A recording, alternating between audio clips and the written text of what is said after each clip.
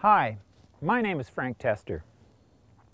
The program you're about to see is about the Inuit and a journey they made from the land into settlements and a dramatically new way of living.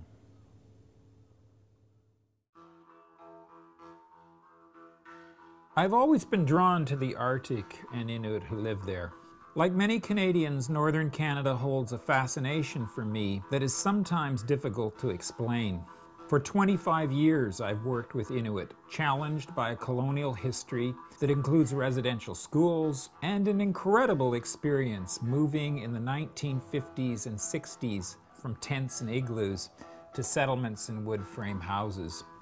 As a child, I remember wondering how people could survive in such a cold and demanding place. Surely, I thought, there couldn't be a more resourceful people on the planet. To hunt seals and creatures of the deep with only an open kayak in the harshest climate, and the largest land predator on the planet, Nanook, the polar bear, with only a spear, courage, and ingenuity. Inuit used everything in their environment to survive. They were artists, creating songs and tiny carvings for their children to play with. And they were caring people, looking out for one another when times got tough. I struggled to understand such a rich culture in such a harsh environment. In school, I read about the coming of European whalers and the Hudson's Bay Company and how that changed things for the Inuit. The message was that these visitors to the north were exploring new land, opening up the Arctic to progress and civilization, that missionaries were bringing God to godless people. But I wondered, what was it like for Inuit to move from their hunting camps to shacks made of scrap lumber and then to tiny plywood matchbox houses provided by the government? What was it like to go from wearing clothes you made and were proud of to wearing clothing made in a factory thousands of miles away? To go from traveling with a dog team to using snowmobiles, all-terrain vehicles, and even flying in planes? Was all this change as easy as I was told it was? Was life as pleasant as government films and school books suggested? Almost all of the Eskimo in the Canadian Arctic live by hunting. But for 2 or 3 weeks each spring, the men of one small group take up pick, shovel, and gunny sack. To make a little easy cash, the Eskimo is delighted to supply the white man with his winter fuel. For the Eskimo children, left on their own to cope with transport and with a chance to handle the dogs, this coal mining is holidays with pay. I wondered, was all this change as easy as I was told it was? Did two radically different cultures come together and easily negotiate a new and different way to live? The answer to these questions took me to places like Repulse Bay, or Nauyut as it is known to Inuit, a tiny community in the far northwest corner of Hudson Bay. Nauyut is home to Inuit who are still a hunting culture. Like all of us, people depend on oil and gas for their boats, skidoos, cars, and trucks. Nauyut is a community of children, teens, adults, and elders. People who had actually experienced what it was like to make this incredible journey from hunting camps to modern settlement life. I wanted to get their story, to find out from the people who were there what it was like to go through these changes. I decided to talk to someone from Nauyut that had been an important part of the changes.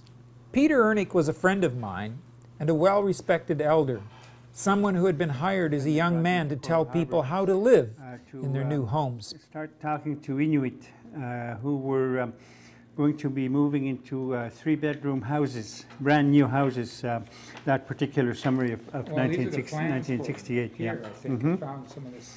Yeah. Yeah, wow, eh? Wow, indeed.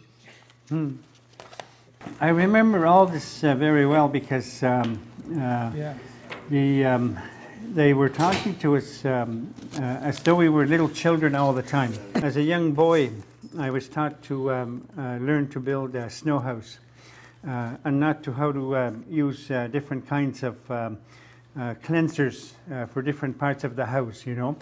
If you had a shower, if you had a bathtub in an igloo, imagine your igloo would melt in the minus 40, minus 50 temperatures in Nunavut. Here's the script for paying rent. It's like a Dick and Jane reader. Mm-hmm. You know? The government The builds government houses. builds the houses. The government is the owner of the houses. Rent is money. Rent is money paid for living in a house. Rent is paid to the owner. Rent is paid every month. Eskimos rent houses from the government. Well, that's like going to a residential school for the first time and say, see Dick run, see Dick jump, you know? Yeah. And that's what we learned when we first got to Chesterfield Inlet, in my case in 1958. It reminds me of Sister Forrest holding a toilet paper in 1958 when we first got to residential school. This is how you use a toilet paper. Can you imagine my father learning about all these things at the age of 71 in 1971? He would have never learned all this. That's why he preferred to live in a snow house instead of moving into a house. It was obvious from talking to Peter that what the government did at the time had mixed results for Inuit. With Peter's help, I decided to talk to other elders about their experiences. What was it like to change one's way of life so suddenly? So we decided to speak to people by first using the community radio, and then to ask Inuit in Nauyet to come and tell us their stories. Well, Peter asked me to explain why we're doing this. And the reason we're doing this is I think this is one of the most important stories in the history of Canada. There are very few people anywhere in the world, in fact, who have gone from traditional form of life as a hunting culture in the period before people moved into settlements and have made such a big change in such a short period of time. So my thinking is Inuit deserve a lot of credit for making a very, very hard journey. When I think about what it must have been like to go from tents and igloos to living in wood frame houses in a community like Nauyet, I think this must have been a very, very hard trip to make.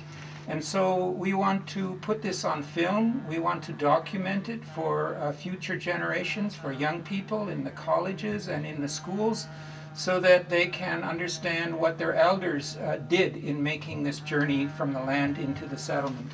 That's why we're here, and that's the reason that we are making this film, and that's why I have been collecting all of these photographs and all of this government documents for many, many years, so that we will have... We arranged a gathering at the school, bringing people together to look at old photos from that time, hoping to stir some memories and help people remember what it was like to live through these changes. And the photos and old documents we brought with us really reminded them of what they had been through. And in many cases, the elders recognized people from the photos.